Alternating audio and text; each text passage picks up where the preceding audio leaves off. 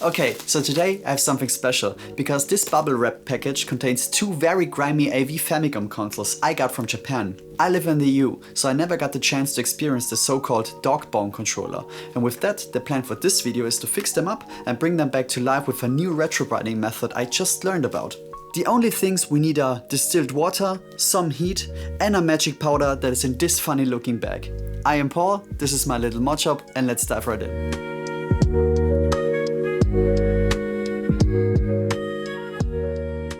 Okay, it's not actual magic that is in this goatsy looking bag. It is pure science. But let's roll back a little for a bit of context, shall we? So let's start by me browsing the interwebs as usual. I often look through sites like Sandico or Bai to find interesting retro gaming stuff from Japan. And on one particular night, I found this listing here. I have never before seen a new Famicom and was a little confused as it looked very similar to the Super Nintendo Junior, right?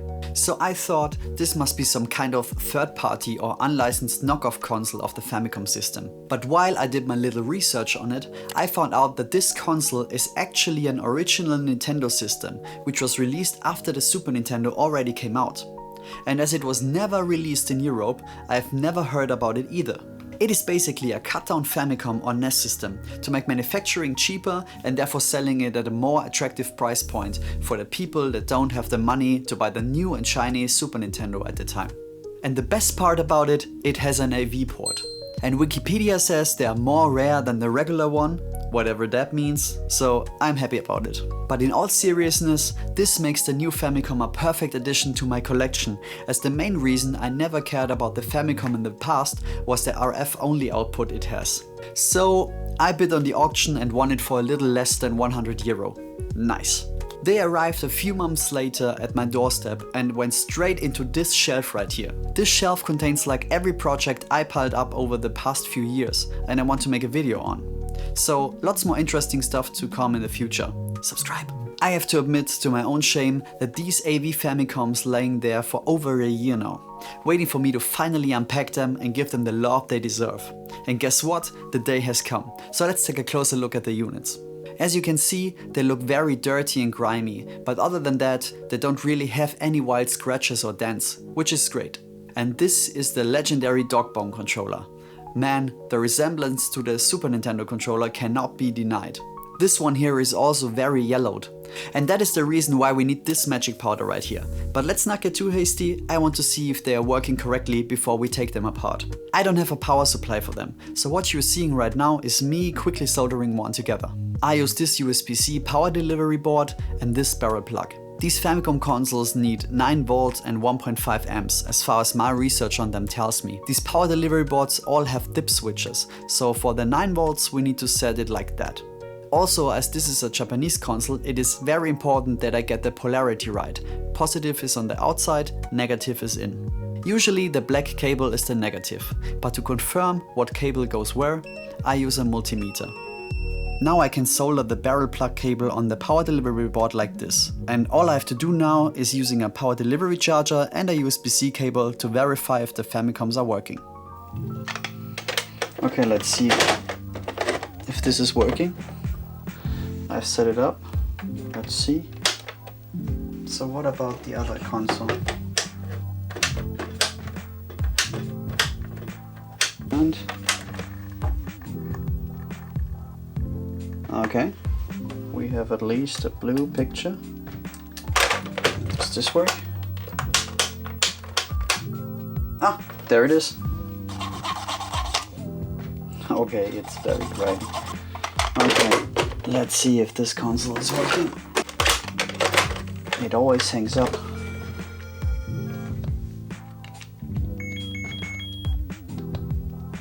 Now it's working.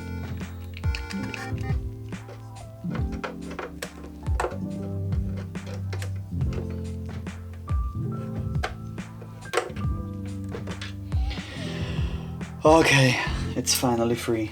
All 4 screws out. Here we go. Here we can see the inside of the board. It's pretty grimy overall. Oh boy, lots of dust bunnies. And while I start to disassemble the Famicom for cleaning, let's talk about how we get them back to their former color.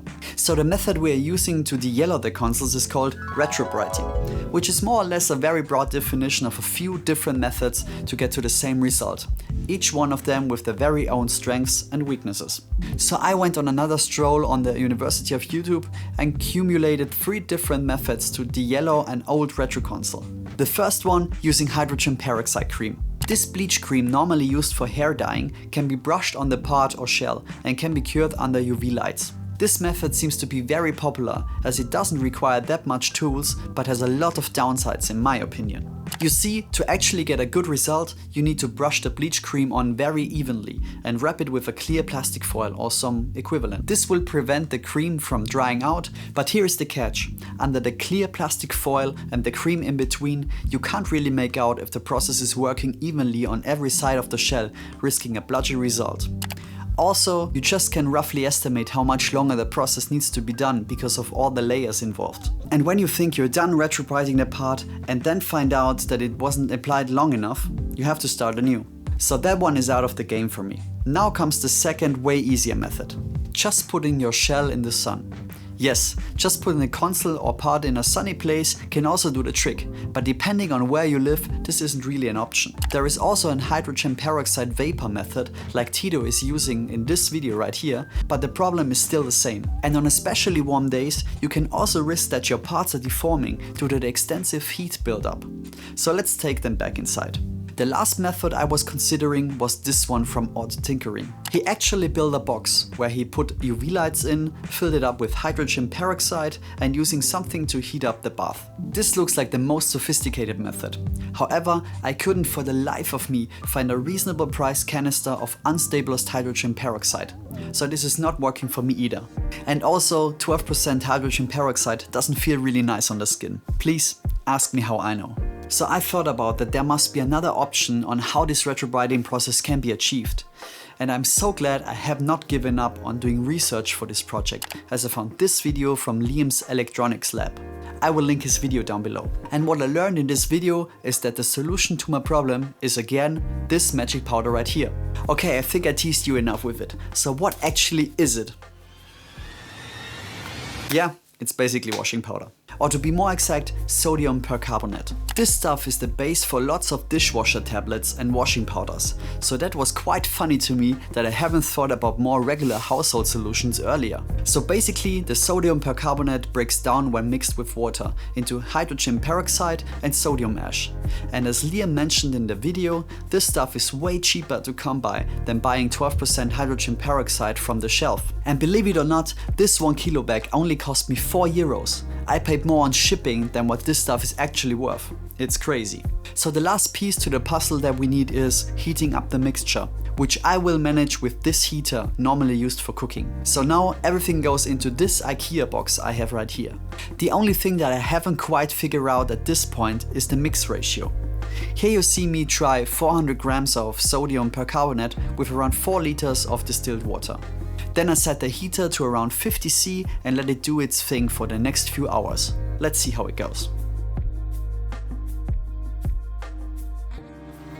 Alright, quick update on the Famicom. It's been just a little over 15 hours right now and well, it quite looks the same as before. But as in the video that Liam did, he said that even when he put it out of the box, it was yellow still, and then when it dried it became like de-yellowed. So I maybe pull this one for now and see what happens. But before we do that, let's quickly talk about today's sponsor, PCBWay. PCBWay is best known for their top quality PCB manufacturing and assembly, but they do offer so much more, like CNC machining, sheet metal fabrication and injection molding. They also provide a range of 3D printing services, from methods like SLA and FDM to SLM, which is metal 3D printing. But what really makes them stand out for me personally is their customer service. I was a customer long before they sponsored this channel, and they were always there to help, whether it was answering questions about my order or give me advice about the best settings to get my parts and PCBs just right. So huge thanks to PCBWay for their support, and check out the link in the description down below for more info. Now let's fish out these parts, get the PCB cleaned up and put the Famicom back together.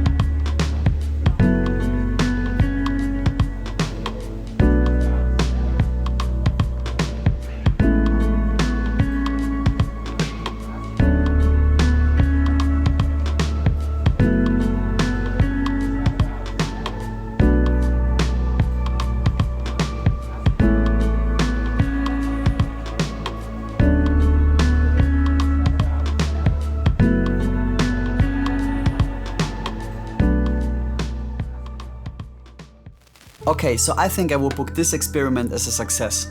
It clearly did what I wanted it to do, and all of that for a way cheaper price than outright buying the hydrogen peroxide. Here you can see some before and after shots I did under the same light conditions. And man, I do think the results speak for themselves. Oh, and I also cleaned up the Zelda game cartridge. So now I can finally enjoy this Famicom console like it was straight out of the factory. And with that, we are done for today's video. Thank you so much for watching, and if you want to see how I made this truly amazing Game Boy Color with wireless charging, click on this video right here.